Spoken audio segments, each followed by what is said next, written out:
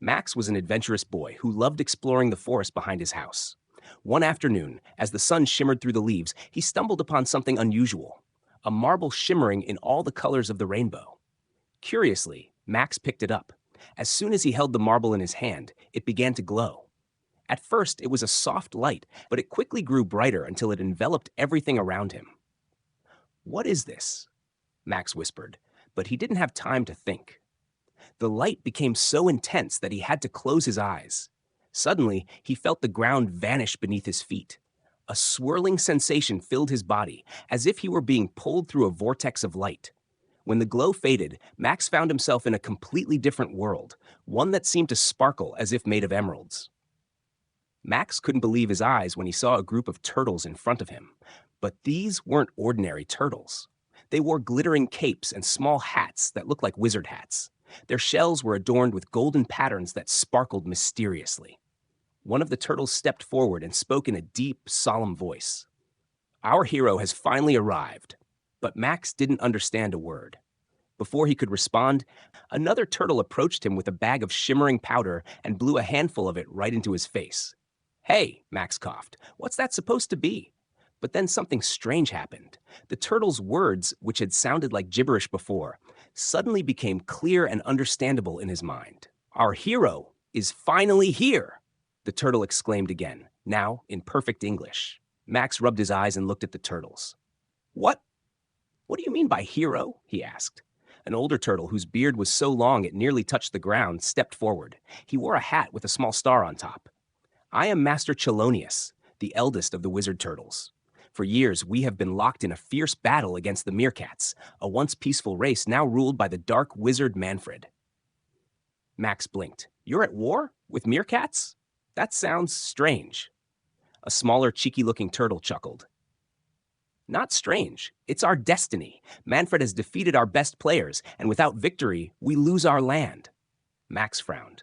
"Players? What are you even talking about?" Master Chelonius lowered his head. "We fight in chess." Max took a moment to process this. "Chess? The board game? That's your war?" The turtles nodded solemnly. "Chess is more than just a game for us. It's our culture, our pride, our life. But ever since Manfred arrived, we've lost every match. That's why we summoned you. Max, you are our hero." Max gulped. I don't think I'm the right person for this. I don't even know how to play chess properly." The turtles looked at him with hopeful eyes. "You will learn," said Chelonius. "Fate has brought you to us." Reluctantly, Max agreed to the adventure. The wizard turtles set up a giant chessboard in a clearing and began teaching Max the basics. Sheldon, the cheeky turtle, showed him how the pieces moved, while Chelonius explained strategies. "This is not just a game, Max," Chelonius said. "It's a battle of minds. Your moves are your weapons." Max tried his best, but he made many mistakes. "This is impossible," he cried when Sheldon captured his king with a queen. "Patience," Chelonius said. "We turtles are slow but persistent. You can't expect to master everything right away." Max practiced day and night, and although he was frustrated at first, he slowly began to understand the rules. The turtles supported him with humor and patience.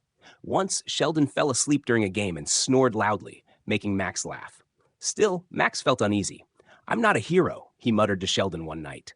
"I'm just a kid." Sheldon smiled. Sometimes a hero is simply someone who tries. The day of the great duel arrived. Max stood on a gigantic chessboard made of glowing stones. On the other side waited Manfred von Erdmont, a meerkat in a dark cloak whose eyes sparkled with arrogance. "So this is your great hero?" Manfred sneered. "A human? Ridiculous!" Max swallowed hard. He didn't feel ready, but the turtles cheered him on. "You can do it, Max," Sheldon called out.